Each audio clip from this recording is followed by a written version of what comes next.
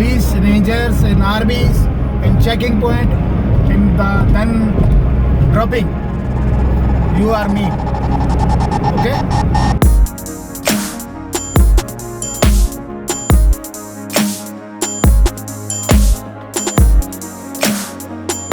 Okay, so today we're going to India. The plan is I'm going to cross the Wagah Atari border. I'm going to take an Uber. We'll see how that goes. How long of a walk? Yes. To the border. Then I'm going to cross into India. Hopefully shouldn't have any problems with that. Okay, now I'm just sitting on a bus, I guess, waiting for them to come talk to me before I can cross 1 kilometer into India. Then I'm going to watch there's a ceremony every day at sunset at the Wagah Atari border, which is sort of like a visual representation of relations between Pakistan and India. It's not clear whether I'm able to watch the event at the border or not, but I guess we'll see. And then I'm going to stay at an Airbnb with Raul in Amritsar. Let's go, I'm excited.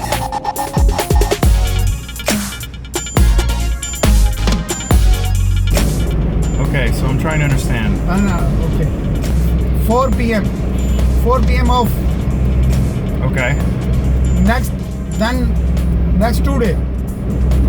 From 9 a.m. border open. The custom office, FIA office, and immigration office. So I need to be there before 4 o'clock. 4 o'clock. So actually, the border closed at 3 p.m. 4 o'clock.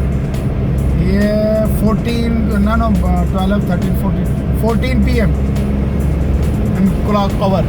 16 p.m. No. 16, 14. 14 is 2 p.m. 14 is 2.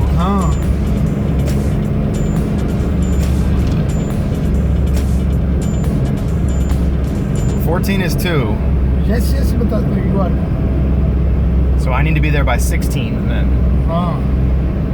So based on how unsure the driver was of what time the border closed, I began to think, there's a real chance that I might be late and I might miss this border crossing and I might not be able to make it into India. Yes. The border crossing agent looked at me and said, "Where are you going?" And I said, "I'm trying to cross the border." And he said, "No, border closed 3 p.m. And I looked at the clock and I was like, well, at least it's before 3. I can maybe work it on it. So I said, "No, it's 2:48. Let me try. I can make it." Knowing full well there was no way I could walk the amount of time I needed to walk, park the car, get through customs and everything. But he took my documents, looked at my passport, looked at my visa, saw that I could enter India, and let me go. Okay. So now it's a walk. It's about a half-mile walk to the border. Right on the edge of time making it. I'm praying that there's not too many issues getting across. So I guess we'll see.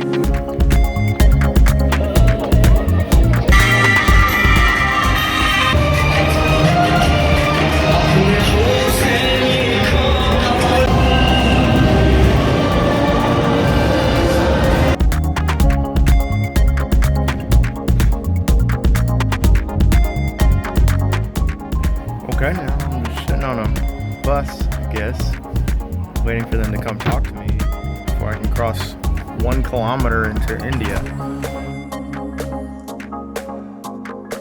Alright, we cleared customs and now we are in India.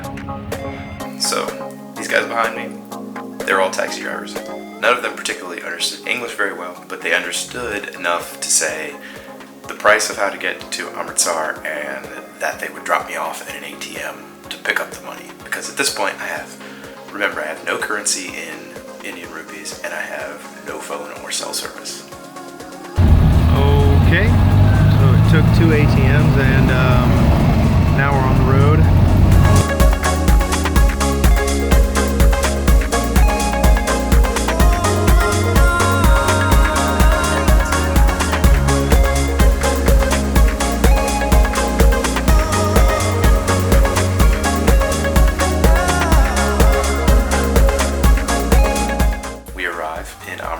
I get dumped off, and because I have no service, I can't look up where anything is on a Google map. I can't ask the driver where anything is. I just know that the place is about 2 minutes walk from the Golden Temple. So I walk around in front of the Golden Temple. I just find a guy, a young gentleman. Just helped me get my information so I can get to the hotel. Saved my life. That is very nice.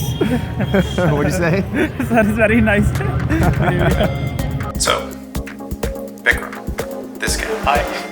I met him on the steps of the Golden Temple while I was shooting a time lapse. He asked me about photography and stuff. He teaches English there, and so he immediately said he'd help me find a converter, which is what I needed for the power supply to my laptop. All right. Am I getting on? Sorry? Am I getting on right now? All right. What?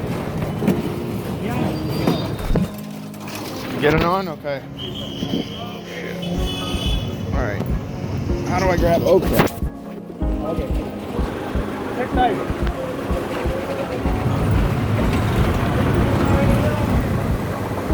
Gonna go get a charger.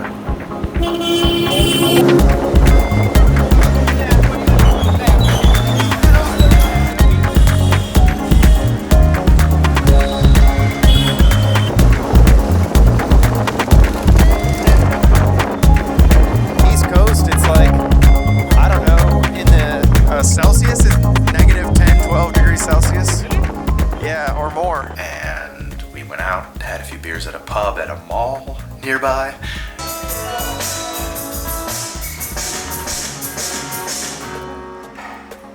And so yeah, we became fast friends. So there's an option here of like staying above like a shopkeeper, and they have like these little residences that they've set up for people who are just traveling through. And that's what I did the first night. And it cost $15, but there was no heating last night, so I'm gonna actually go to a proper hotel today.